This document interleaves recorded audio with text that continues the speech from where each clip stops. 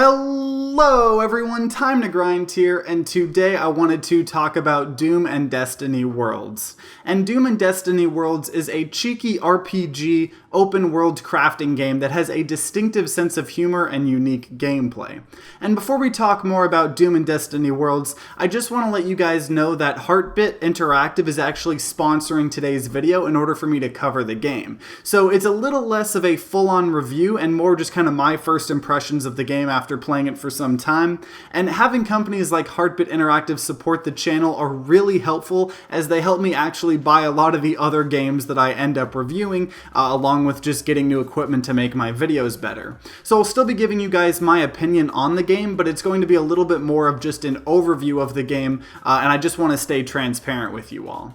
So in Doom and Destiny Worlds, you start off as just kind of like a group of nerds just sitting around playing D&D, and you get randomly teleported into this random world with several islands. And you start out as just one of the guys that you choose, and you kind of go through like a tutorial type thing that lets you know how to play the game, and eventually you'll meet back up with some of your friends, and you have to get your last friend free from atop a large tower. And so you can move around like normal, and like a lot of other RPGs, if an enemy sees you, they'll start to rush you, and if they get to you, they drag you into combat.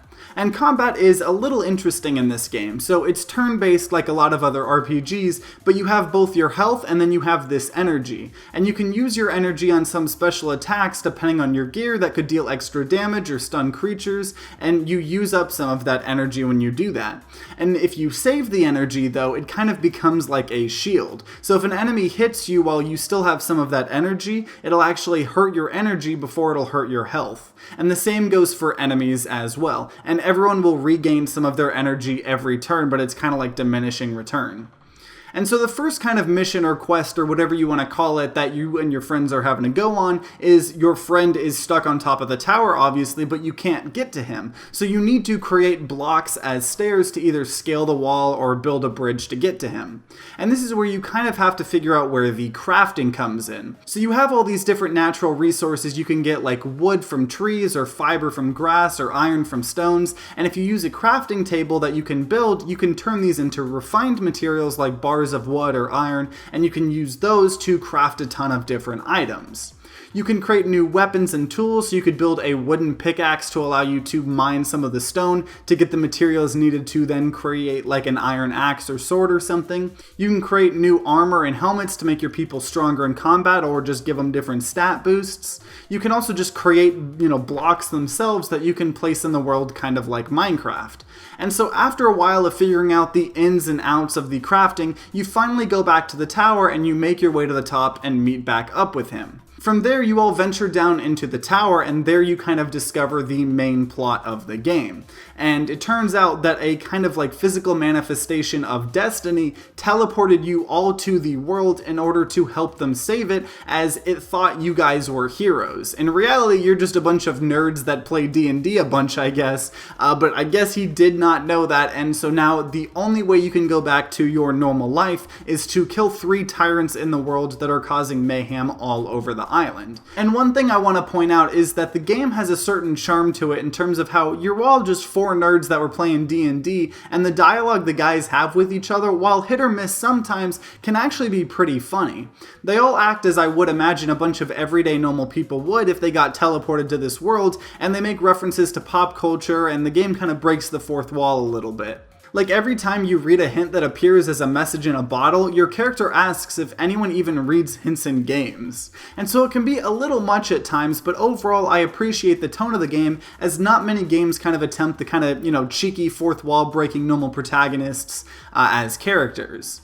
So after you go through the tower and everything, you have to decide which boss you want to tackle first. And so one of the scrolls that I read said that one of the bosses was to the west of the tower, and so I decided to go for that one first. But the thing is though, is you can't swim in deep water very long, and I had just gotten a blueprint for a raft, so I had to go back to an older island to gather more materials and spend some time crafting a raft to use to travel further west.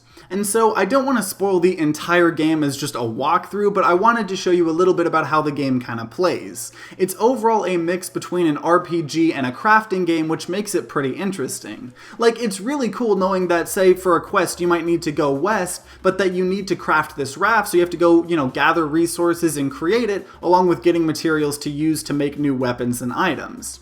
And also throughout this game, you'll find new blueprints which will allow you to craft new things, whether that be story-crucial things like the raft, or just cool new weapons or items. Also, I didn't have a chance to try it, but apparently this game is co-op as well, which seems like it could be a ton of fun.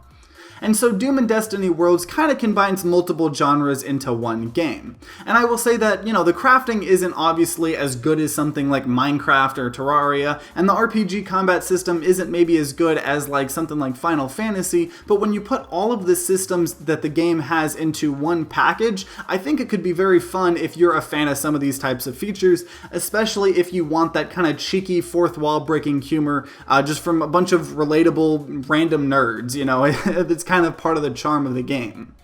And so if you guys have played Doom and Destiny Worlds, or just from watching some of the gameplay, I would love to hear your guys' thoughts in the comments down below. I love talking with all of you.